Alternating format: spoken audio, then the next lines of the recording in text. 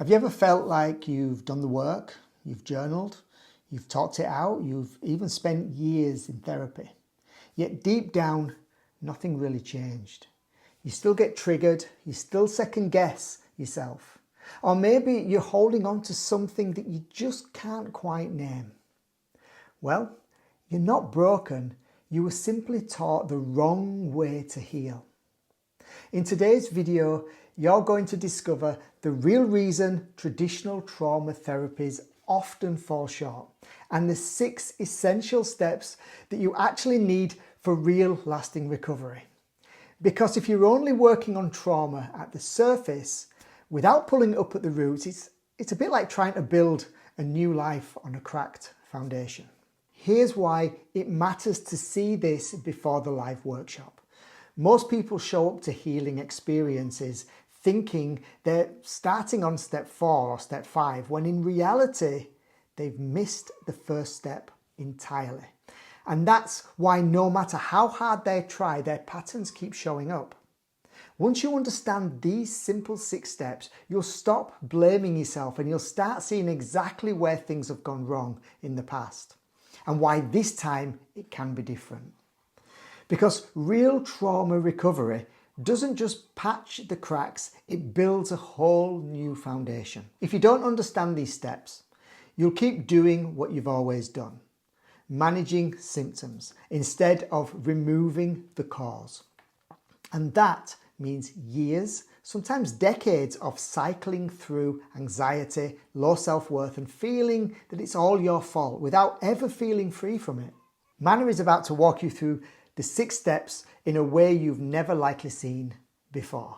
Clear, actionable and deeply empowering. You'll see why most healing paths fail and how to finally move beyond coping to true emotional freedom. So once you understand the impact of trauma, now it is important for you to know what are the 6 steps to recover from trauma. Quite often, people I come across, they say they've been doing a lot of work on themselves and they've been working on the trauma for decades and still they continue the triggers. And you should know why they continue to experience those triggers in spite of working for years and years in resolving those triggers or on working on those traumatic events. So the 6 steps to recovery, the very first step you have to understand is to resolve the expressed emotions. So what happens is when an individual with the first impact of shock and shame, right in that moment, they have chosen without their knowledge a level of expression.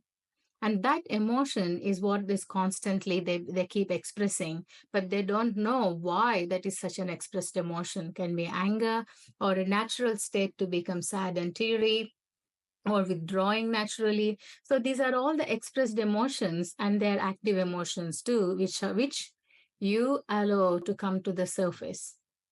So the very first step to recovery is to work on these active expressed emotions. And only by working on these expressed active emotions and resolving and healing these emotions, you will be able to minimize the trigger of the traumatic event itself.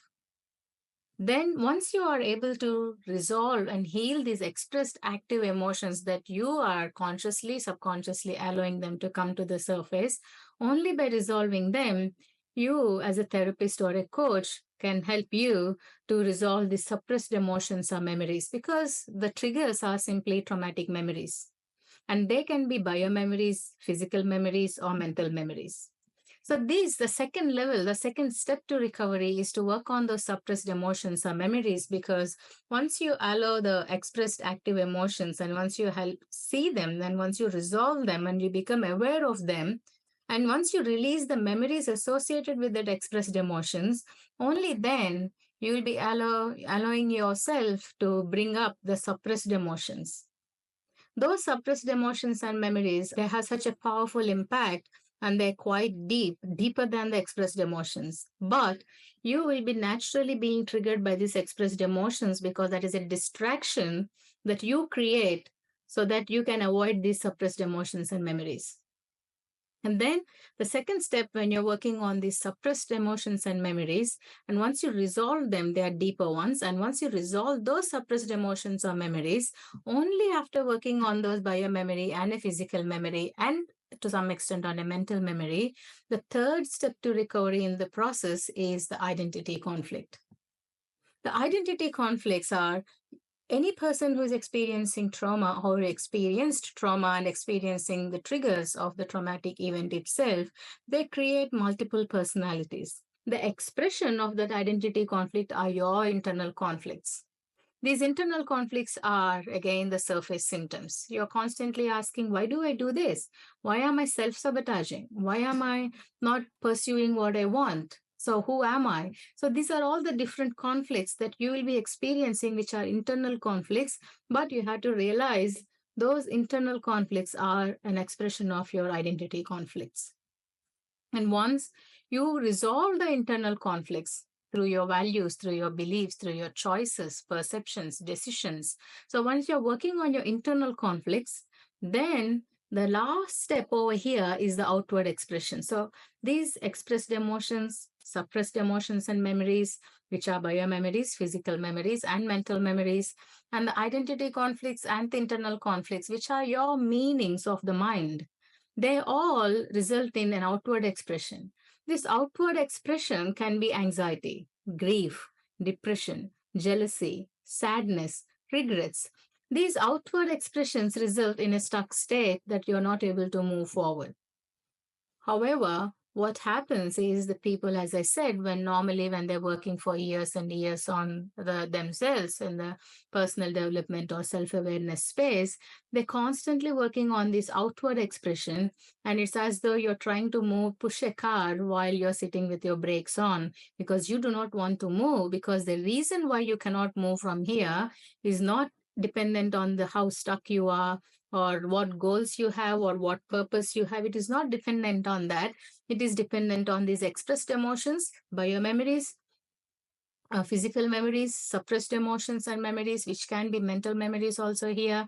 The conflicts, identity and internal conflicts, they constantly keep you stuck in this outward expression. So, as much as you think you're working with someone and making progress, making those small goals, small outcomes, small achievements, it's an elastic band effect. The moment you take one step forward, you go right back to the expressed emotion, this state of triggers. So, can you now see the need to really understand trauma from mind, body, energy, and spiritual perspective is quite a key and is important for you to recover from trauma. And you have to, when you're ready, start with this very first step to recovery, the expressed emotion. How amazing was that? Can you see where you've been stuck? How different does this feel already? The purpose of sharing this is to empower you, to give you hope that this will work, even if everything has failed in the past. Instead of wandering through endless years of therapy, you now have a clear step-by-step path. You know what to look for, you know what matters most. And when you show up at the live workshop, you'll already be miles ahead, because you'll be working with a system that actually pulls trauma up from its roots, not just trims the branches. In our next video, we're going to take you through everything you've learned so far and show you how to get real results so you can finally step into a life of fearless inner peace. So well done, you've come this far. Don't stop now. Watch out for the next video and make sure you've saved the date and time for the live workshop in your diary. Are you feeling excited that you could actually be free from the past experiences? I hope so. Your breakthrough is really closer than you think. So I'll see you in the next video.